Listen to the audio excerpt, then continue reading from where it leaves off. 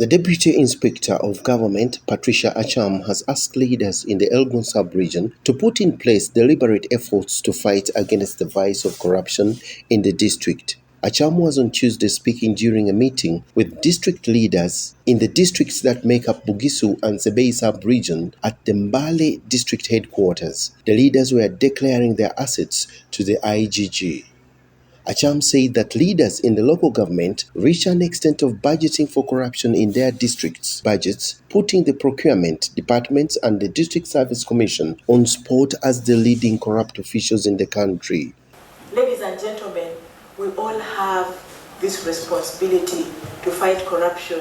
It's not just about the inspectorate of government, but it requires a holistic approach, and this is the reason why we are running citizens to join the war against corruption, because it is their war. They're the ones who, when they go to health centers and they don't find drugs, they suffer. They're the ones who, when their children go to school and people are not there to serve them, they are suffering. So we want the citizens to join the war against corruption. And as I conclude, according to the parable I read again from the Bible, an accusation was brought to the rich man that his steward was wasting his goods. And we are told that the master told the unfaithful servant, "What is this I hear about you?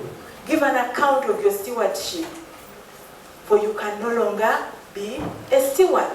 This is our message to the civil servants and leaders here in this region. Acham said that Ugandans are bitter with leaders in the way how resources are utilized, adding that leaders are bending laws to abate corruption and ask for bribes to perform duties which they are paid for. So we are reminding them to quickly get onto the system and declare as required by the law. Because declarations is a principle of good governance, is a principle of promoting accountability, is a principle of promoting accountability and corruption and transparency among the leaders. Because leaders have got to demonstrate leadership by example. So if a leader can declare his worth, then he is able to gain the trust of the people. And the Constitution in National Objectives and Directive Principles of State Policy number 26 says we hold these positions in trust of the people. So if we are not accountable to the people, if we cannot declare our incomes, assets and liability so that the people get to know our worth, then what kind of leaders are we? Richard Wanda, the Bungoho Central Member of Parliament, said declaring of assets by leaders is a good tool to fight against corruption. There must be other means like the lifestyle audit put in place to complement each other on the fight against the corruption tendencies. We must look at how to improve the moral standing of not only us, the leaders, but even our communities. Mohamed Mafari, the Mbale District LC5 chairperson, said people have lost hope in their leaders, including religious leaders. The issue of corruption has become corruption in the country.